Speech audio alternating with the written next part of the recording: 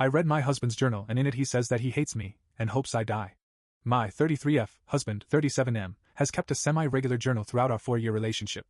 He does not keep it hidden and up until now I have always respected his privacy. We had a heated conversation and my gut told me to read it, so after he left for work, I did. He wrote several times that he hates me and at one point he said when I was sick he hoped I would die. When I read those words I packed up me and our baby and went to a friend's where I'm staying now. I took pictures of all the pages. I told him I just need some space to cool off after our conversation and I will be home soon. I booked with my therapist and contacted a lawyer. We had a rough patch recently that lasted about 2 weeks. It was a dark time, but we pulled through.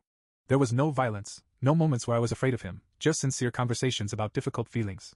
The notes of hatred correspond with that rough patch. The rest of the journal is tame and reflects the man I know and love. Mostly little self-pep talks around work and family stuff, goals, habit tracking. He has sent me several warm messages since I left. He says he's glad I'm taking space for myself, that he looks forward to reconnecting when I come home, it's okay to have little hiccups, that he loves me, etc. I was sure our relationship was over the moment I read that he hates me, or even the moment I felt the need to violate his privacy, but the warm messages and the rest of the journal have me wavering a little. I understand the need to blow off steam when things are tense, and journaling is a healthy way to do that.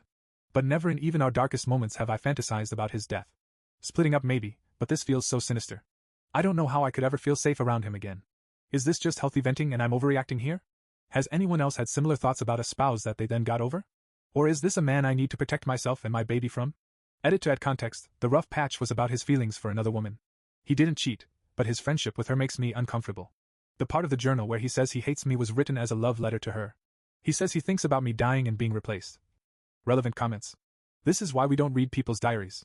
It's so normal to express super intense feelings in private spaces when those feelings are overwhelming. That's literally what diaries are for. He can process those feelings in private and then be his best, true self towards you. He doesn't really want you to die, he was just super angry. You fucked up violating his privacy. I feel sad for him and for your child. OP. I appreciate this perspective. He was his best self towards me in our emotional conversations during that rough patch, and we did pull through.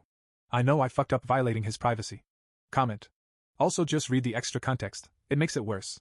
I still don't think it's okay to read diaries or take literally what's said there, but it sounds like he's seriously in love with another woman, which is a huge issue. I'm sorry this is happening to you. OP. Yes, I do think he is seriously in love with her. And it creeps me out that he feels that way considering what little contact they've had.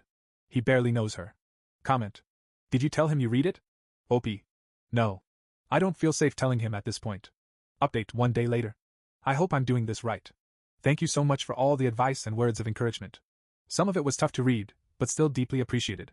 Wanted to do an update because a lot of people were concerned for my safety. I took a commenter's advice and sent the pictures to a trusted friend. She pointed out that a passage I initially read as, "Every day I think about telling her," actually very clearly says killing her. I guess my brain couldn't comprehend that at first. I received a ton of helpful perspective and support, but that comment in particular might have saved my life. After I digested that, I called the crisis line and they were quite helpful in talking me through the shock. They also put me in touch with a center that's helping me get more affordable legal help. Bought some more time from my husband. Told him I'm enjoying getting out of town and I'd like to stay an extra night or two. I have therapy tomorrow and an appointment with a social worker to make a safety plan. I feel like I have a good crew of family, friends and professionals supporting me.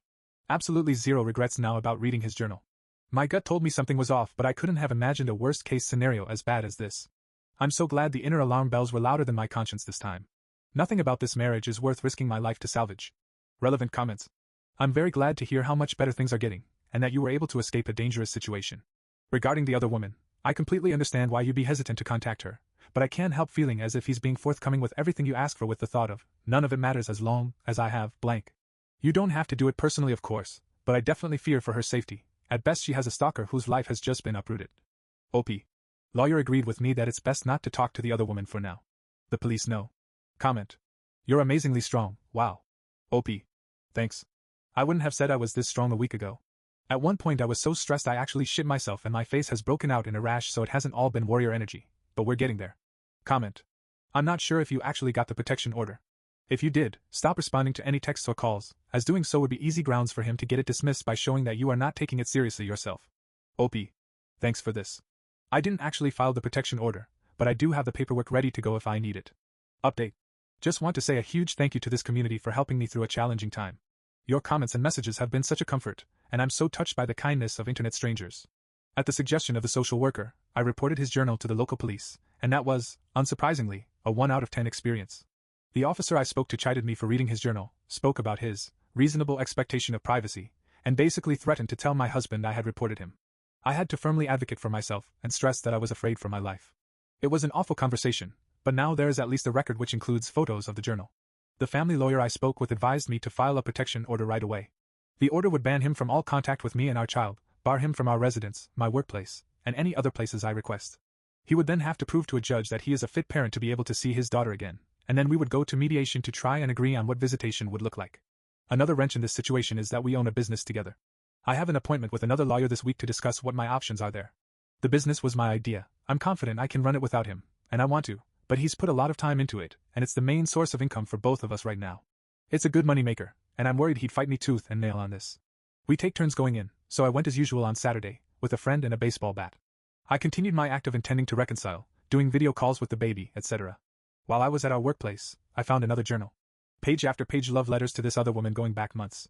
The progression from, "I like seeing you at the grocery store," to, "I drove past your house today," was wild. He writes about how he's deeply in love with her, can't wait to marry her, etc. He wrote about every interaction he's ever had with her, and the poor woman seems completely innocent and oblivious. Even what he perceived as flirting seems like basic politeness. He mentions a few other times that he wants me to die. The most recent entry was from the day before. He writes to her that he thinks I might be breaking up with him, but that's fine because he never liked me that much anyway.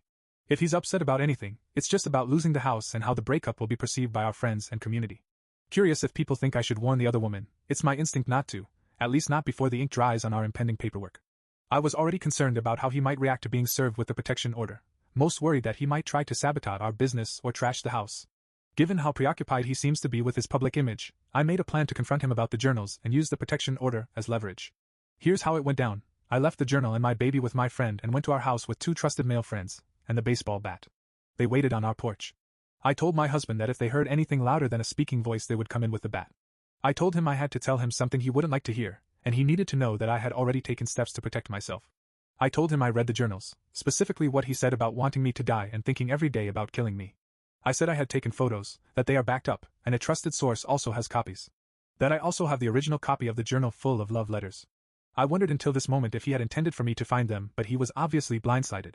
He tried to say it was just venting, but I told him I would not be taking any chances or entertaining anything he has to say about it. That after reading what I read, I will never trust him or feel safe around him ever again.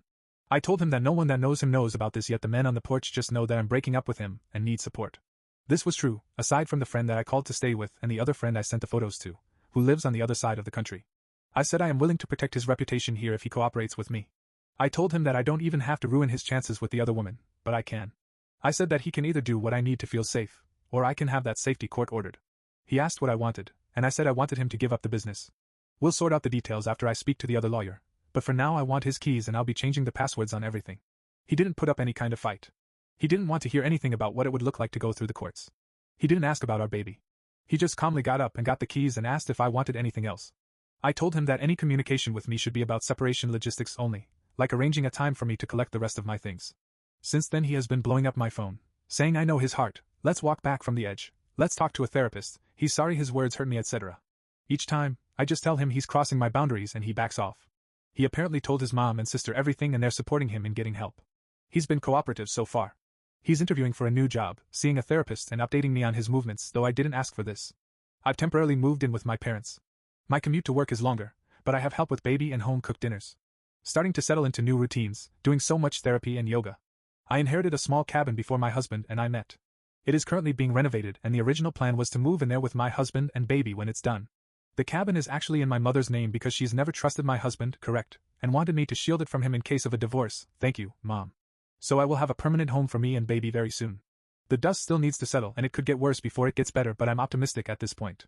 I'm confident I'm going to come out the other side of this as a badass single mom with an incredible child, a thriving business and an adorable little home. Honestly, the thought of having all those things on my own without my husband is so freeing. I've got a great village supporting me. Thank you all so much for being part of it. Relevant comment. He doesn't care about his child? OP. This is what's most shocking to me. He was always such an attentive father, but he's not fighting for her at all.